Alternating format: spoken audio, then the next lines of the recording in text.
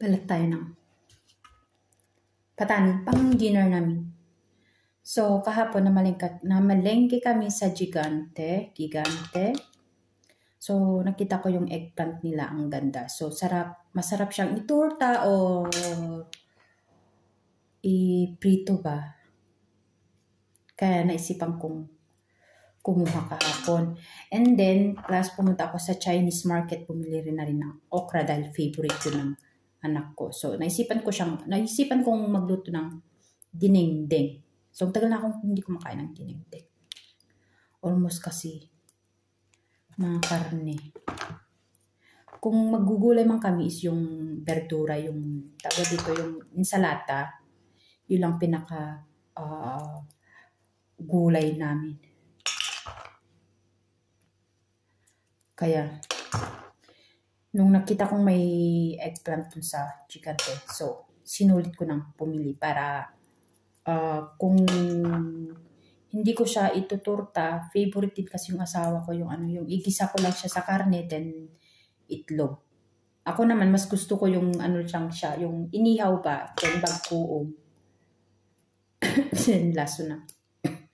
Medyo may ubo tayo. Kasi nga, yung panahon niya, kakaiba. As in, talagang ngayon lang nangyari to. Kaya maraming nagkakasakit. Dun sa school ng anak ko, konti lang pumasok. Kaya, pero mas okay na rin para less na walang isipin. Mas gusto ko yung healthy yung mga anak ko. So, ayan. Then dito sa freezer ko, ang daming binigay yung mga kapatid ko. Yung salmone ba, 2 timbang binigay niya. Yung salmone, kaya nakalibre kami ng salmone. Kasi kung bibilhin mo yun, sa isang confezione, 3 euro. Ganun. Pero itong binigay nila. Kaya punong-puno tong freezer ko, 2 timba ang binigay. Plus itong pancetta ba, yung pang lechon belly. Kasi nga, ayan. So itong pancetta, close ko lang muna para hindi Itong pancetta, yung taba ng ilalechon belly ko siya sa Sabado, then dadalhin namin sa Torino kasi nga, tawag dito, common yun yung pamangkin ko. So, dito ko ibebeli dahil nga mas maganda dito yung oven ko. Unlike sa kanila, kaya nag-ask sila ng favor. Kaya sabi ko, di sige. Then, tawag dito, kaya yun. Kasi mas maganda dito kasi yung oven ko. And then,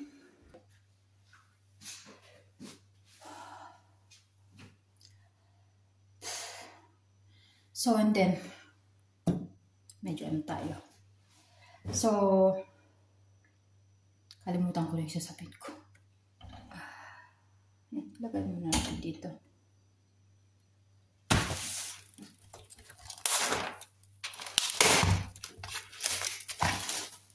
So, and then, ito galing siya sa freezer. So, ito yung paggigisa ko dun sa gulay.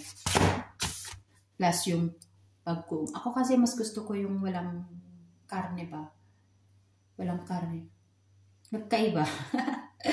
Magkaiba. Ang Abra mas mahilig sa ewan ko lang. Kasi observation ko lang to. Yung asawa kasi mahilig siya sa karne. Ako naman, mas hilig ko yung dinengdeng lang. Yung parang walang karne. So, ayan. Ito pa. Dahil hindi ko na alam kung anong unahin ko, kung babalatan ko to, o yung mga plaplansyahin ko dahil natambak na ako ng labahan. Dahil ilang days nang umuulan. Ilang days nang hindi ako nakapaglaba. Kaya tambak na. So kahapon, umaraw na siya, mainit na yung panahon niya. So linabahan ko ng lahat para just in case. Kasi this Thursday na naman, uulan na naman. Hindi mo na talaga maintindihan yung panahon niya. Kaya marami nagkakasakit. hindi na tama. Hindi na tama yung panahon niya. So, ayan. Yung salmon ko naman na binigyan yung kapatid ko. Punong-puno na yung freezer ko. Di ko na alam kung yung isa naman dito sa isang freezer. Dito sa isang freezer, mga ice cream. Mga ice cream yung nilagay ko dito para pag in case na may panahon niya. Then, kakain yung mga anak ko. Yung ice candy, naubos na. So, ayan. Kakaluka. Sanggabundok yung plaplansyahin ko. Papakita ko lang. So, ayan. Diba? Kabongga. As in kabongga. Meron pa dun. Meron pa dyan. Nakakaloka. Tambak na ako ng gawain.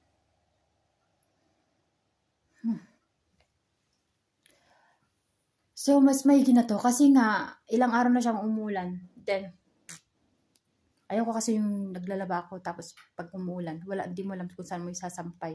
Kasi, hindi pa nagbukas yung heater. Inoff na kasi nila. Ngayon, inoff na naman nila kasi magandang panahon na. Kaya, ayan. Di pa ako nakapag-ayos yung mga ilalagay sa box. Yung mga ipapadala sa Pilipinas. Kasi nga, sa Sabado, pupunta na kami sa Torino kasi sa linggo communion yung pamangkin ko. So, ayan, kailangang mag-lechon belly kami para ipadala doon. Kaya, hindi ko alam kung anong unahan ko. Hindi pa ako nakapag-impake yung bag namin. Kaya, ayan. Tuloy ko na yung gagawin ko kasi marami na akong gagawin. Okay. Ayan. Tapusin ko muna to para makapag-umpisa na ako dahil talagang yung ulo ko, di ko alam kung nung unahin ko magmamalansya. Kasi nga, dito naman pang dinner namin, yung mga pang ano ng mga anak ko is naka-ready na yung lasagna. So, ayan. Then, sa kwarto pa. Dahil kalalabas ko lang rinitira yung tawag dito giveaway para sa isang pamangkin ko. Yung isa kasi, Cresima, yung isa communion. So, ayan. Bye. See you.